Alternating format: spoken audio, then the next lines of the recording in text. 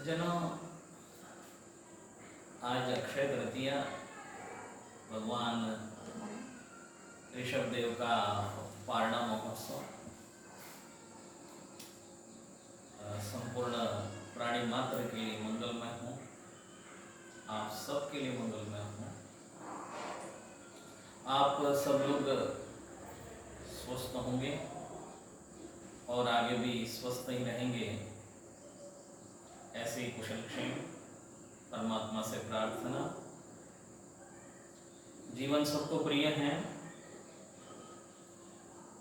और वो प्रिय जीवन आनंदित रहे, मंगलमय रहे, ऐसी मैं प्रभु से प्रार्थना करता हूँ। अपनी तरफ से शुभ भावनाएं बताता हूँ।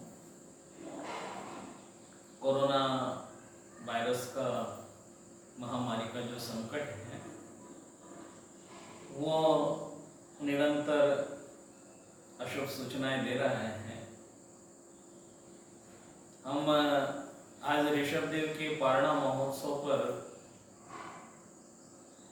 आज ये विचार करना है कि कर्म आता कहाँ से है। कर्म कहीं बाहर से नहीं आता है। कर्म जो प्रकट होता है, जिसे उदय कहते हैं, कर्मों का उदय, वो होता कहाँ से? वो होगा तो तभी ना जब इस जीव ने स्वयं उसको बांध करके रखा होगा। हमने पहले कर्म बांधे हैं, सबने। अभी प्रातःकाल में से एक बालक ने प्रश्न किया कि भगवान ऋषभ देव ने अंतराय कर्म कब बांधे? जो अंतराय कर्म उनके उदय में आ गए, वो उन्होंने कब बांधे? अब देखो, मैंने उससे कहा कि मैं इस बात पर 100% ये नहीं कह सकता हूं कि उन्होंने ये कर्म कब बांधे, लेकिन कर्म बांधे उस आत्मा ने, उस जीव ने है, तभी उदय में आ गए। और कानूनिक व्यवस्थाएं बदल सकती हैं, शासन प्रशासन की व्यवस्थाएं बदल सकती हैं, लेकिन कर्म इतना सूक्ष्म है कर्म कि उसकी व्यवस्था में कोई दुनिया की ताकत परिवर्तन नहीं ला सकती है। और उसका सबसे बड़ा उदाहरण भगवान ऋषभ देव का अंतराय कर्म, जो 7 माह से भी कुछ दिन तक निरंतर उदय में रहा और उनको अन्न पानी से दूर रखा। ये बात दूसरी है कि तीर्थंकर ऋषभ देव जैसे महापुरुष अशुभ कर्म के उदय में किसी प्रकार से भी घबराते नहीं है, डरते नहीं है, भयभीत नहीं होते हैं। कर्म अपना ही बंधा हुआ है। ऐसा पढ़ने को मिलता है कि भगवान ऋषभ देव का जब शासन चल रहा था राज अवस्था में, और उन्होंने जब ये 6 विद्याओं का ज्ञान दिया, हंसी मसी कृषि विद्या वाणिज्य शिल्प, तो बता दें कि जब उन्होंने कृषि करने के लिए कहा और वो जब कृषि कर रहे थे तो कृषि के लिए बैलों का सर्वश्रेष्ठ साधन पहले भी था। आज तो थोड़ा सा कुछ परिवर्तन आया है। तो वो बैल जब हल में जोते गए तो वो उनको भूख आदि लगी होंगी, तो उनको जो भी वो घास आदि खाने को मिलती थी तो वो खा लेते थे। तो प्रजा तो हर छोटी छोटी बात ऋषभ देव से अपने प्रश्नों का सवाल ढूंढते थे, उत्तर मांगते थे, समस्याओं का समाधान मांगते थे। तो उन्होंने उस समय वो जो रस्सी का जाली वाला मुंह छिका होता है वो बांधने का उपदेश दिया था। ऐसा मिलता है हमें पुराणों में कि उस उपदेश के कारण उनको भी कर्म का बंध हुआ था, लेकिन एकमात्र वो कारण नहीं था, और भी कई कारण हो सकते हैं। ये जीव अनादि काल से संसार में परिभ्रमण कर रहा है और करता क्या है? हर समय कर्मों का बंध ही तो करता है। क्या करता है? आप क्या करते हो 24 घंटे? बैठे बैठे भी अशुभ कर्मों का बंध कर रहे हैं। ऐसा नहीं है कुछ लोगों के मन में है कि जब हम सो जाते होंगे तो उस समय कर्म व्यवस्था का जो संचार यंत्र है वो बंद हो जाता होगा ना। उस समय भी कर्मों का बंध निरंतर हो रहा है, निरंतर उस समय भी कर्म का बंध होता है। और इसीलिए कहा गया है कि सोते समय भी यत्नाचार पूर्वक अगर सोए, जागृत अवस्था अगर उस समय भी रही, नियंत्रण पूर्वक अगर निद्रा लेने के लिए जाते हो तो वहां कुछ कर्मों का बंध कम हो सकता है। और अगर अनियंत्रित निद्रा ले रहे हो तो ये मत समझना कि हम सो गए हैं तो वो कर्मों का जो संचार यंत्र है उसने काम करना बंद कर दिया होगा, नहीं, वो निरंतर चल रहा है। अब बात यह है कि ऋषभ देव जैसे महापुरुष के जीवन में भी इतने भयंकर कर्मों का उदय आ सकता है, कर्मों ने उनको भी नहीं छोड़ा, तो आप और हम अपने बारे में क्या विचार कर लेते हैं। हाँ, उनके साथ जो घटा उन्होंने स्वीकार कर लिया कि ये मेरे कर्मों का फल है, और हम अपने कर्मों के फल को स्वीकार करने में हिचकिचाते हैं। उस समय भी हम वो जो मटका है, वो जो कर्मों के उदय का हांडा है, घड़ा है, वो दूसरों के सिर पर फोड़ देते हैं कि उसने ऐसा किया इसलिए मेरे साथ ऐसा हो गया। नहीं, किसी ने आपके साथ में कुछ नहीं किया, आपके साथ जो भी किया है वो आपके कर्म ने किया है, आपके कर्मों का फल है।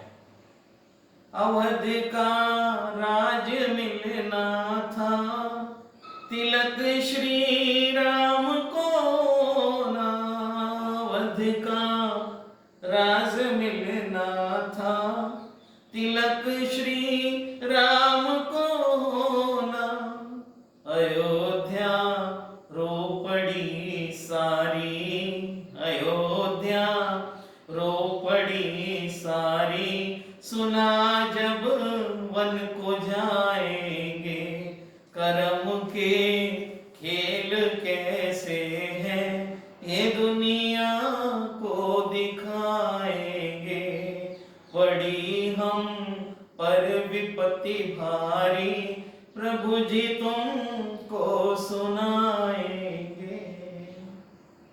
ठीक है, लोग व्यवहार में कह देते हैं, बिल्कुल कह देते हैं कि वो कई ने ऐसा किया इसीलिए राम को वनवास में जाना पड़ा। लेकिन आप राम से भी तो पूछो, राम ने कभी नहीं कहा, राम ने कभी नहीं कहा कि मुझे वनवास कई ने भेजा है, कभी नहीं कहा।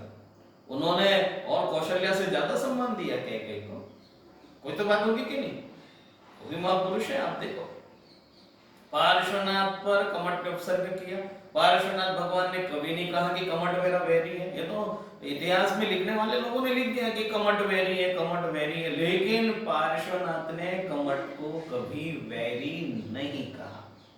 यही उनकी साधना का सुखद परिणाम है। उन्होंने वैरी कहा क्या, माना ही नहीं, स्वीकार ही नहीं किया। मानसिक रूप से भी कमठ को वैरी के रूप में स्वीकार नहीं किया। ऋषभ देव ने भी जब लगातार निरंतर 7 महीने कुछ दिन तक, वो 399 दिन का पूरा योग बैठता है उनका, 6 माह की साधना और वो सब मिला करके, लेकिन इसमें जो 7 महीने 8 दिन 9 दिन का जो निरंतर काल रहा अंतराय का, उसमें उन्होंने किसी श्रावक को दोषी नहीं माना कि तुम्हारे कारण मेरा अंतराय हो रहा है, ऐसा उन्होंने कभी नहीं कहा। उन्होंने हमेशा यही स्वीकार किया कि ये मेरा ही अपना कर्म है, और आज उदय में आ रहा है ना, नहीं तो उसको कर्म, जैसे हम, आप कर्म करते हो, सभी करते हैं, आप भी करते हैं, मैं भी करता हूँ, दुनिया करती है, सबके कर्म हो ही रहे। अब वो कर्म व्यक्ति कैसे करता है, किसी के मजाक बनाने हो, हंसते हंसते मजाक बना लेते हैं, किसी की बुराई करनी हो, हंसते हंसते बुराई कर देते हैं, किसी को नीचा दिखाने की कोशिश करनी है तो हंसते हंसते उसको नीचा दिखाने की पूरी कोशिश कर देते हैं। अब उस समय तो हम सोचते नहीं, मजाक बनाते समय, किसी की निंदा करते समय, किसी को नीचा दिखाने के वक्त हम जो पुरजोर कोशिश करते हैं, उस समय कभी हमने सोचा कि इसका रिजल्ट क्या होगा? कभी नहीं सोचा।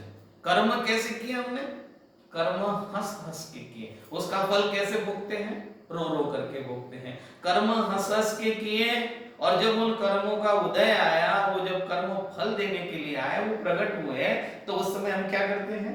उस समय हम रोते हैं। अब जब हम रोते हैं तो दोबारा फिर उस कर्म का बंध होता है, उस कर्म का फिर दोबारा बंध होता है। इसीलिए बहुत सुंदर पंक्तियां कही हैं कि ज्ञानी जो कर्मों को काटता है वो हंस हंस करके काटता है, और अज्ञानी जो कर्मों को काटता है वो रो रो करके काटता है। अब जो हंस हंस करके काटता है कर्मों को, हंस हंस के कर्मों के उदय को सहन करता है, उसके कर्मों की तो निर्जरा हो जाती है, उसको तो आगे का बंध होता नहीं है। और जो रो रो करके कर्मों को काटते हैं उनको फिर दोबारा कर्मों का बंध हो जाता है, उनका फिर संसार बढ़ जाता है।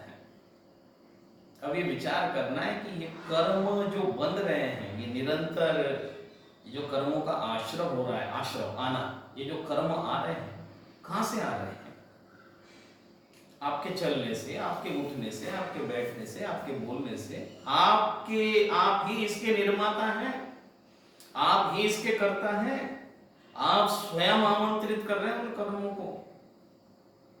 इसीलिए बहुत विचारणीय विषय है कि इन कर्मों को नियंत्रण, भगवान महावीर ने जब मुनि दीक्षा ली, राजकुमार थे, 30 वर्ष की उम्र में, परिवार, माता पिता विवाह के बंधन में बांधने की सोच रहे थे, और वो आत्म कल्याण के विषय में विचार कर रहे थे। वो आत्मा को मुक्ति पद की तरफ ले जा करके सिद्धालय में, वो साक्षात्कार सिद्धालयों से करना चाहते थे, वो इस विषय में सोच रहे थे।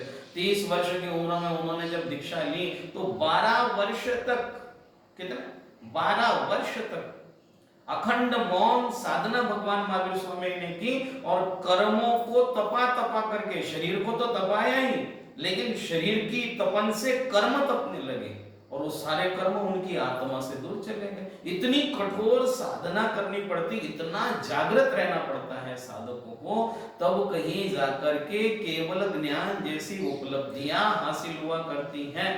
और हम तो पग पर न जाने कितने कर्मों का बंध करते हैं, प्रति समय कर्मों का बंध करते हैं, हर समय मरण हो रहा है हमारा, कर्म निरंतर हमारा हर समय पीछा कर रहे हैं। अगर आप चाहते हो कि उन कर्मों से मुक्ति मिले, किसी दूसरे पर आरोप प्रत्यारोप लगाना ये बहुत आसान है। एक उदाहरण है, सैकड़ों उदाहरण है। सीता को गर्भ अवस्था में जंगलों में छोड़ दिया गया तीर्थ वंदना करने के निमित्त से।